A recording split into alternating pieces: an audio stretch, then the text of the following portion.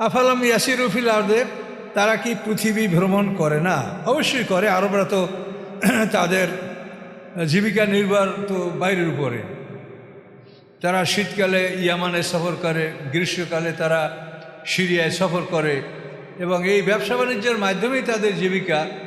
আরবে কোনো ফসল উৎপন্ন হয় না, মরুভূমি, ব্যারেন ল্যান্ড, ডেজার্ট, সময় যে শুধু। আল্লাহ বলেন তারা কি পৃথিবী ভ্রমণ করে না? ফায়ানজুরু কাইফা কানা আকিবাতুল্লাযিনা মিন ক্বাবলিহিম, তারা কি দেখে না কি পরিণাম হয়েছিল তাদের পূর্ববর্তীদের? তাদের পূর্ববর্তী জাতিগুলি, যেমন নূহ আলাইহিস সালাম থেকে আরম্ভ করে এই যে ধ্বংস জাতিগুলির, নূহ আলাইহিস সালামের জাতি, তারপরে আদ জাতি, সামুদ জাতি, নমরুদের জাতি, ফিরআউন জাতি, লুতের জাতি, এগুলো যে ধ্বংস হয়েছে, আল্লাহ বলেন তারা কি পৃথিবী ভ্রমণ করে দেখে না কি পরিণাম হয়েছিল তাদের পূর্ববর্তীদের? নবী রসুলদের বিরোধিতা করা, আসমানি কিতাবের বিরোধিতা করা, এর ফলে পরিণতি কি হয়েছিল তাকে ওরা দেখে না? কানু আকসারা মিনহুম, আল্লাহ বলেন ওরা সংখ্যায় এদের চাইতে বেশি ছিল। অর্থাৎ মক্কার যে লোক, এদের চাইতে ওরা সংখ্যায় বেশি ছিল, অবশ্যই বেশি ছিল। মক্কায় কয়টা লোক বসবাস করতো তখন? খুব বেশি না। খন্দকের যুদ্ধে তারা সব দল মিলে 20,000-এর মতো সৈন্য তারা একত্রিত করতে পারছিল। সমস্ত দল, মক্কার ডানে বামে আশেপাশে, হাওয়াজিন, সাকিব, তারপরে আশজা, এই সব গোত্র মিলিয়ে তারা 20,000-এর লোক ছিল না, বেশি ছিল না। আর নূহ আলাইহিস সালামের বন্যার সময় লক্ষ লক্ষ লোক ধ্বংস হয়েছে, লক্ষ লক্ষ মানুষ। তার কারণ আদম আলাইহিস সালামের ইন্তেকালের সময় তার আওলাদ ফরজদের সংখ্যা ছিল 4 লক্ষ, তাফসীর কাকা বলেন। কেন? তিনি নিজে 120 জোড়া সন্তানের জনক, এবং এই সন্তানগুলি থেকে যে সন্তান জন্মগ্রহণ করেছে এবং 1000 বছর তিনি হায়াত পেয়েছেন, এটা স্বাভাবিক, এটা হতেই পারে। তাহলে আদম আলাইহিস সালাম থেকে 10 পুরুষ পরে নূহ আলাইহিস সালাম। তো এই নূহ আলাইহিস সালামের জামানায় একটা নৌকায় মাত্র 80টা মুসলিম পরিবার উঠেছে। তাহলে কত লক্ষ লোক মারা গেছে বলেন তো? বহু লক্ষ লোক নূহ আলাইহিস সালামের বন্যায় ধ্বংস হয়েছে। এই জন্য আল্লাহ বলেন কানু আকসারা মিনহুম, ওরা যারা ধ্বংস হয়েছে এই মক্কাবাসীদের তুলনায় তারা সংখ্যায় ছিল অধিক। ওয়াসাদ্দা কুয়া, এবং শক্তির দিক থেকে ছিল তারা এদের চেয়ে অনেক কঠিন শক্তিশালী। ও আসারান ফিলাউন, এবং তারা পৃথিবী অনেক জায়গা আবাদ তারা করেছে। এত পৃথিবীর জমিন, এত জমিন তারা আবাদ করেছে, এত জমিন তারা ক্ষেত খামার করেছে, যেটা আরবের লোকেরা করে নাই। আরবের কথা ক্ষেত খামার করতেই পারে না। আল্লাহ বলেন ফামা আগনা আনহুম মা কানু ইয়াকসিবুন, তারা যে উপার্জন করেছিল এই উপার্জন তাদের কোনো উপকারে আসে।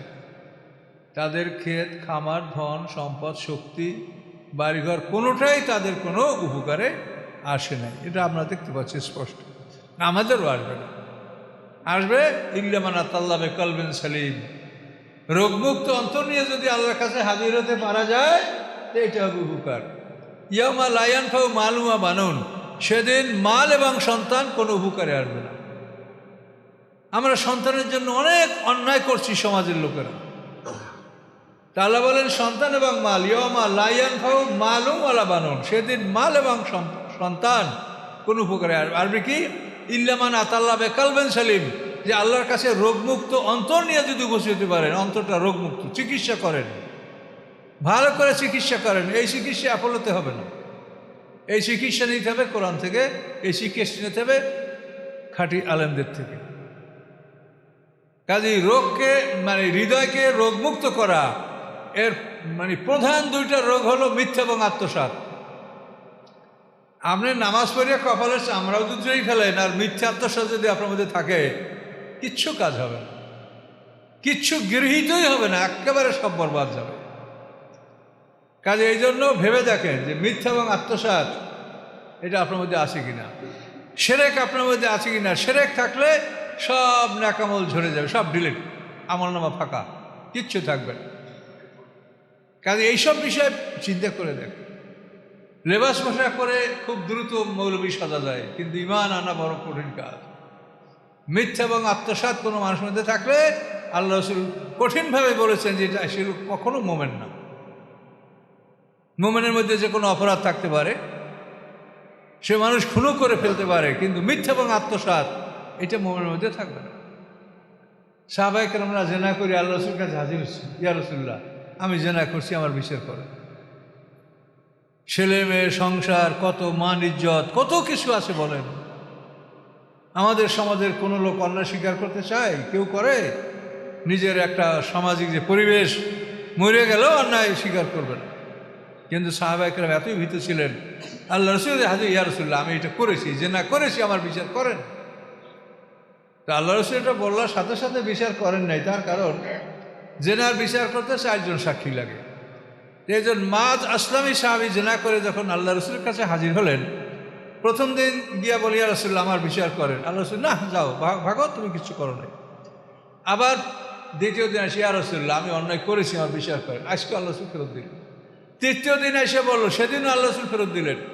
চতুর্থ দিন এসে যখন বললেন, তখন বললেন যে একে বন্দি করো, এর উপরে বিচার প্রয়োগ করা হবে, সঙ্গে সার রজম।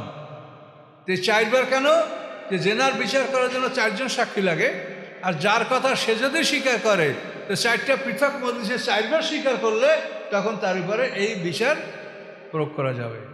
এই জন্য সে 4 বার, 4 দিন 4 বার যখন বসে, তখন তার উপরে এই বিচার জারি করা হয়েছে, প্রয়োগ করা হয়েছে। আল্লাহ বলেন, ফালাম্মা জাআতুম রাসূলুম মিন বাইয়িনাত, এই যে পিছনের যে জাতিগুলো ধ্বংস হয়েছে তাদের ব্যাপারে আল্লাহ বলছেন, যখন তাদের কাছে তাদের রাসূলগণ উজ্জ্বল প্রমাণ নিয়ে এসেছিলেন, উজ্জ্বল প্রমাণ, এক একজন এক একটা প্রমাণ। হ্যাঁ, সামুদ আলাইহিস সালামের ছিল উট, বিশাল উটনি। এভাবে মুসা আলাইহিস সালামের ছিল অন্যান্য মুআজিজা, সব পয়গম্বরদের মুআজিজা ছিল।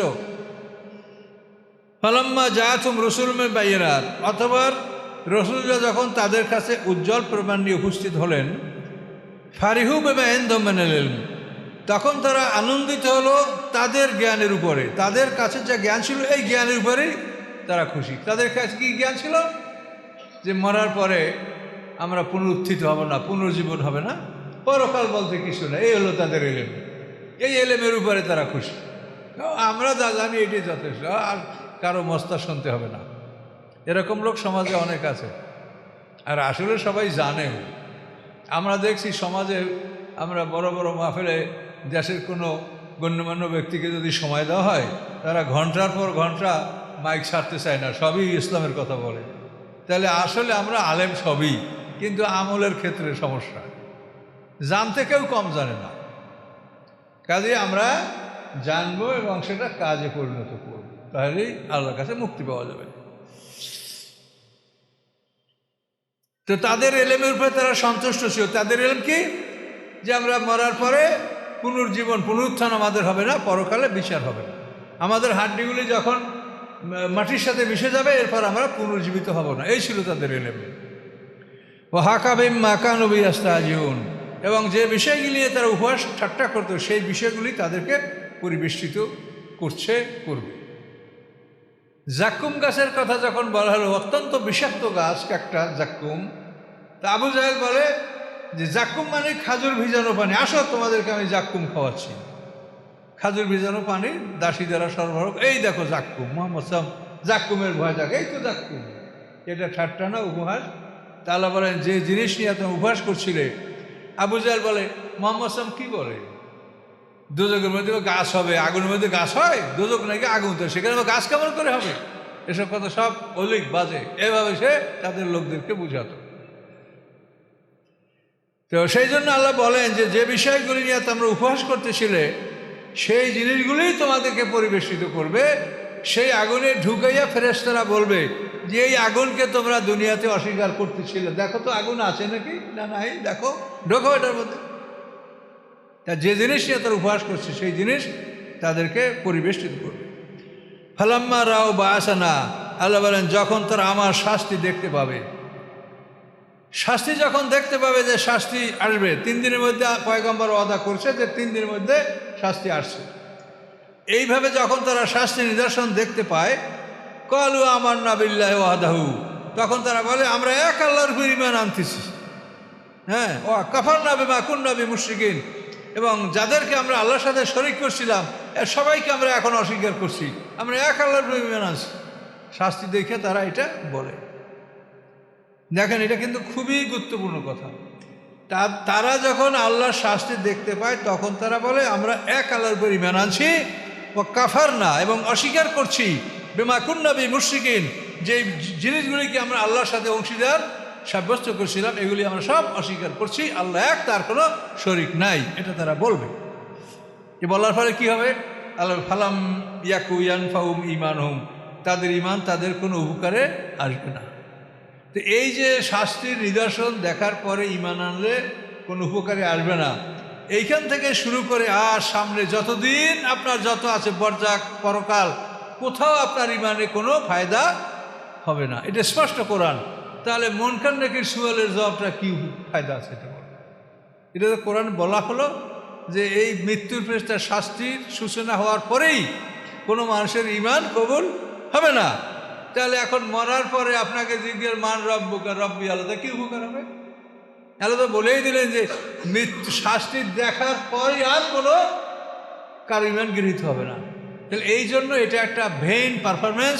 এটা আমাদের যেমন অন্য অন্য বহু হাদিস যেটা আপনারা জাল হাদিস আপনারা পেয়েছেন, এটা একটা জাল।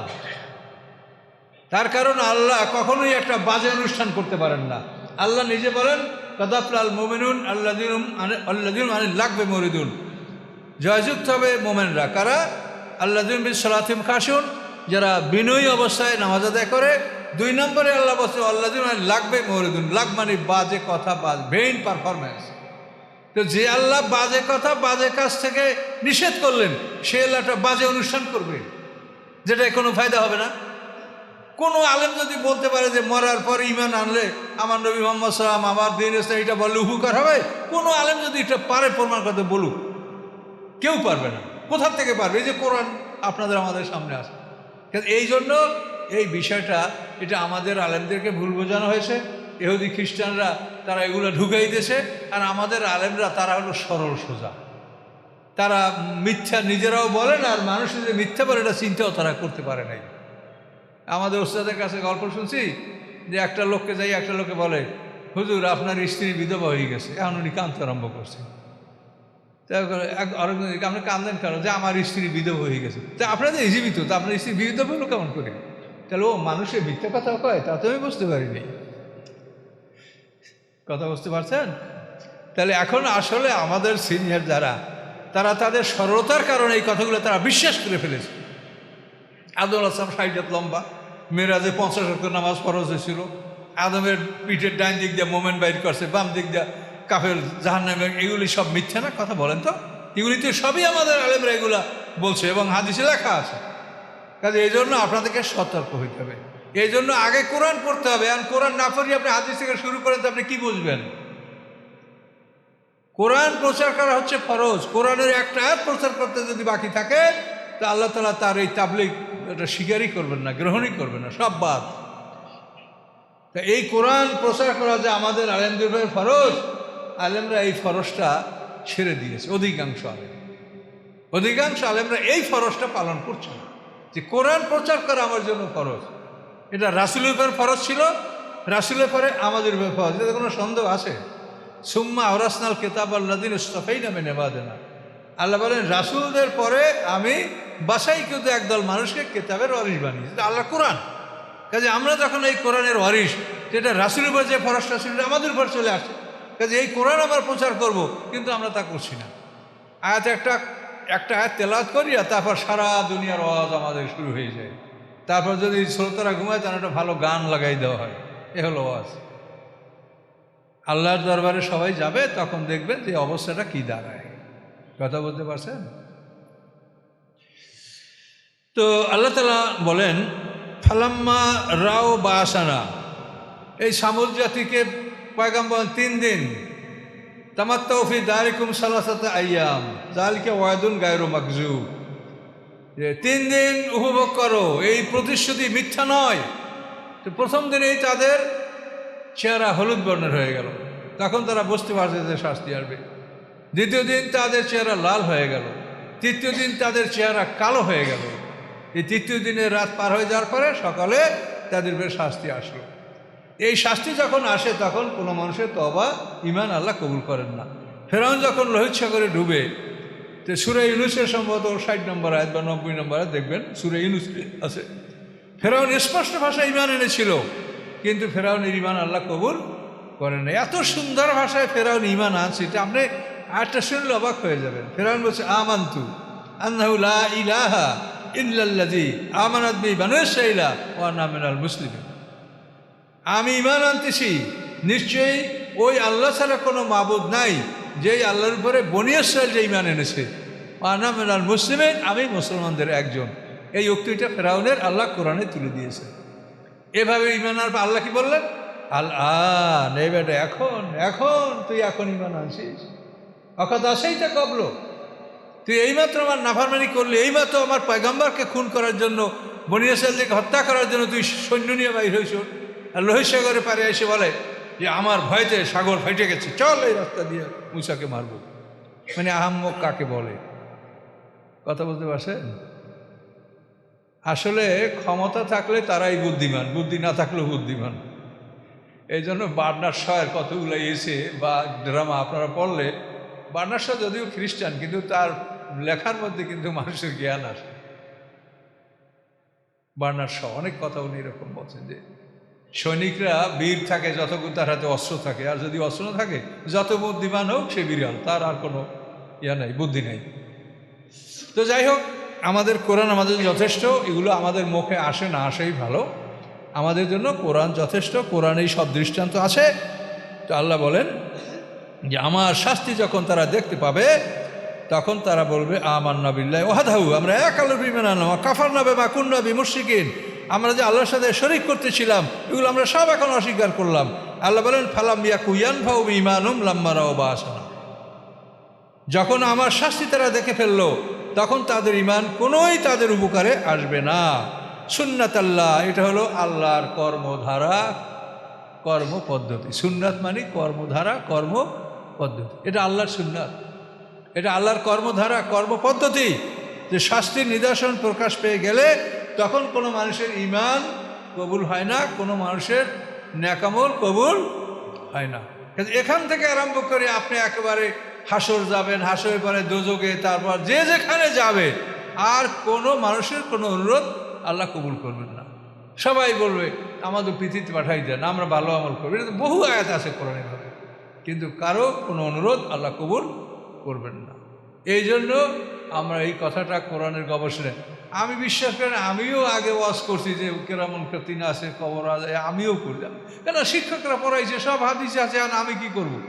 কিন্তু আমি যখন নিজে কোরআন নিয়ে গবেষণা করছি তখন দেখি যে এটা নাই, এটা কোরআনের সাথে সাংঘর্ষিক। কোরআনে আল্লাহ বলছেন দুইটা মরণ দুইটা জীবন। যদি কবরে মানুষকে জীবিত করা হয়, মন কান নাকি সোয়াল করে, মানুষকে জীবিত না করে কি মানুষকে সোয়াল করা যাবে? তা জীবিত করলে তাহলে মানুষের জীবন হয়ে যায় তিনটা, মরণ হয়ে যায় তিনটা। এটা কোরআনের সাথে যোগ। তা কোরআনের সাথে যোগ করাও হারাম, কোরআনের সাথে বিয়োগ, কোরআন থেকে বিয়োগ করাও হারাম। এটা হতে পারে। এখন আমাকে যতই ওরা গালি দিই, কোনো একদিন এটা স্বীকার করবেই ইনশাআল্লাহ।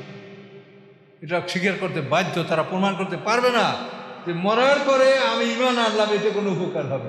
আর মৃত্যুর সময় তো সবাই বুঝতেই পারলো যে আমরা ভুল করছি। সবাই তো সময় কেউ তো আর বোকা থাকলো না। কাজে এখন তো মরার পরে সবাই বলবে যে রব্বি আল্লাহ, কারণ এটা বুঝতেই পারছে মরার সময় যে আমরা একদিন ভুল করছি। এটা বুঝতে পারছে না, এই কি কয় যে আমরা এখন সব সেরে করছি, বাদ দিছি, আল্লাহ আপনার একা। তাহলে তো সবাই বুঝতেই পারলো যে ঈমানটা কি। তাহলে মন কান্নাকির সোয়াল যাবে, বলবে রব্বি আল্লাহ, তাহলে তারা মিথ্যা করে তো চলে যাবে। মন কান্নাকির গায়েব জানে? যে অঙ্ক জানে না সে কি অঙ্কের টিচার হতে পারে? যে গায়েবের এলেম রাখে না সে গায়েব সম্পর্কে পরীক্ষা নিতে পারে? তা মন কান্নাকির কি গায়েব জানে? কি বলছে আল্লাহ? আকাশ পৃথিবীর মাঝে যারা আছে আল্লাহ ছাড়া কেউ গায়েব জানে না। তো মন কান্নাকির গায়েব জানে না, কোনো ফেরেশতা গায়েব জানে না। এই জন্য আমরা যে চুপি চুপি কেরাত করি সেটা ইসমাউ নাফসি, অর্থাৎ আমরা যেন নিষ্কানে শুনতে পাই। আমরা নিষ্কানে শুনলে ফেরেশতাও লিখতে পাবে, আর যদি নিষ্কানে শুনতে না পাই তো আল্লাহ জানবে, কিন্তু ফেরেশতা লিখতে পারবে না, ফেরেশতা গায়েব জানে না। কাজে বিভিন্নভাবে আমি এই বিষয়টাকে পরীক্ষা নিরীক্ষা করে দেখেছি। যতই পরীক্ষা করছি ততই এটাই প্রমাণিত হয় যে না, এটা একটা ভেন পারফরমেন্স, এটা ঠিক না। তো আল্লাহ তাআলা বলেন, এই কোরআনে আয়াত দেখেন স্পষ্ট, সুন্নাত আল্লাহ, এটা আল্লাহর সুন্নাত। এই সুন্নাত শব্দটা কোরআনে 8 বার আসে। আল্লাহর সুন্নাত, কথা বলতে পারছেন? তাহলে সুন্নাত কার? আল্লাহর। রাসূলের সুন্নাত না। রাসূল যেটা নামাজ পড়েন এটা রাসূল পড়েছেন, এই জন্য আমরা সুন্নতে রাসূল বলি, কিন্তু সুন্নত আল্লাহ। রাসূল নিজের ইচ্ছায় কোনো নামাজ পড়েননি, নিজের ইচ্ছায় তিনি কোনো কাজ করেননি। ফরজ যেমন আল্লাহর হুকুম, তাহলে আল্লাহর হুকুমটা দুই ধরনের, আজিমাত এবং রুখসত। আজিমাত হলো যেটা অবশ্য পালনীয়, রুখসত হলো যেটা করলে ভালো, না করলে অপরাধ। আজিমাত এবং রুখসত যেমন দেখেন, ইজা নুদিয়া লিস-সালাতি মিন ইয়াউমিল জুমআতি ফাসআউ ইলা যিকরিল্লাহ। জুমার দিনে আজান হলে তোমরা দ্রুত মসজিদে ঢোকো, এটা হলো আজিমাত, ঢুকতে হবে। ফায়জা কুদিয়াতিস সালাতু ফান্তাশিরু ফিল আরদ, নামাজ যখন শেষ হয়ে যায় তখন তোমরা মসজিদ থেকে বের হয়ে জমিনে ছড়িয়ে পড়ো। এখন যদি কেউ না যায়, মসজিদে থাকে, তাহলে তার গুনাহ হবে না। এটার নাম রুখসত। দুটাই আদেশ, কিন্তু একটা আজিমাত আর একটা রুখসত।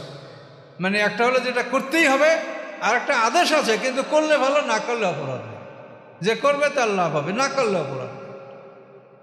কাজে এইভাবেই আল্লাহ তাআলার বিধান যেভাবে আছে সেভাবে আমরা এগুলি বোঝার চেষ্টা করব। তাই জন্য আল্লাহর সুন্নাত আল্লাতী কদ খালাত ফি ইবাদিহি, যেই সুন্নাত তার বান্দাদের মধ্যে জারি রয়েছে, ইতিপূর্বে এই সুন্নাত বান্দাদের মধ্যে প্রচলিত রয়েছে। ওয়া খাসিরা হুনালিকাল কাফিরুন, এবং তথায় কাফেররাই ক্ষতিগ্রস্ত হবে। তথায় মানে বিচারের দিনে, কিয়ামতের দিনে কাফেররাই ক্ষতিগ্রস্ত হবে। কাফের মানে অবিশ্বাসী, যে সত্যকে লুকায়। কাজ চাষিকে বলা হয় কুফফার, চাষি দানা মাটির মধ্যে লুকাই রাখে, যে সত্যকে লুকায় তার নাম হলো কাফের। এখানে আমাদের এই সূরাটা সমাপ্ত হলো। ইনশাল্লাহ আমরা নতুন সূরায় যাব না, ইনশাল্লাহ আবার হামিম সাজদা পরে। কত সুন্দর আল্লাহ কোরআনের কথা, মানে সবই ভালো, সবই মধুর। আল্লাহ কিভাবে এই কোরআনকে সাজিয়েছেন। তো আমরা এখানে এসে সমাপ্ত করলাম। আসসালামু আলাইকুম ওয়া রাহমাতুল্লাহি ওয়া বারাকাতুহু।